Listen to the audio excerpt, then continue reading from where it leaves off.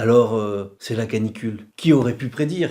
On entend déjà Monsieur Macron se défendre de cette façon-là, parce que bien sûr, il n'a rien écouté des rapports des scientifiques qui nous disent que le changement climatique est déjà commencé, que nous n'arriverons pas à limiter ce réchauffement climatique à 1,5 degré comme l'espérait et le fixait l'accord de Paris sur le climat, et que ce changement climatique entraîne des épisodes extrêmes de plus en plus fréquents et de plus en plus extrêmes. Tantôt c'est l'averse de grêle, tantôt c'est le cyclone quand on est par exemple à Mayotte, tantôt c'est la canicule, quand c'est ici l'été d'habitude simplement, j'allais dire, normal. Eh bien, il faut donc s'habituer et il faut anticiper, se préparer, agir, planifier comment nous pouvons faire face à ces canicules. Bien sûr, il faut réduire nos émissions de gaz à effet de serre pour essayer d'atténuer au plus possible les effets du changement climatique. Mais il ne faut pas faire comme si nous arriverons à le juguler parce que nous sommes trop en retard. Nous devons donc agir pour nous adapter, faire face par la solidarité tous ensemble. Quelques exemples très concrets que nous avons avec mon groupe portés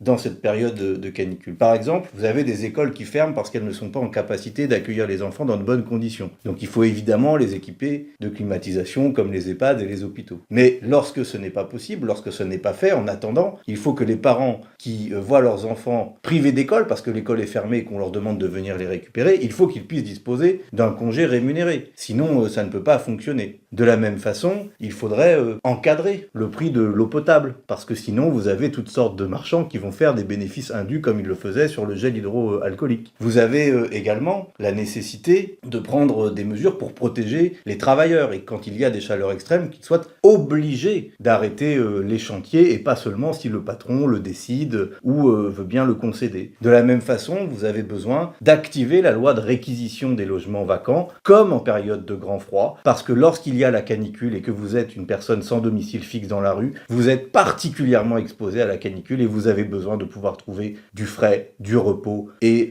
un logement, un toit sur la tête pour pouvoir vous protéger de la chaleur. Voilà, bref, toutes sortes de mesures élémentaires de solidarité pour permettre à tout un chacun de faire face à ces épisodes de canicule qui vont se multiplier.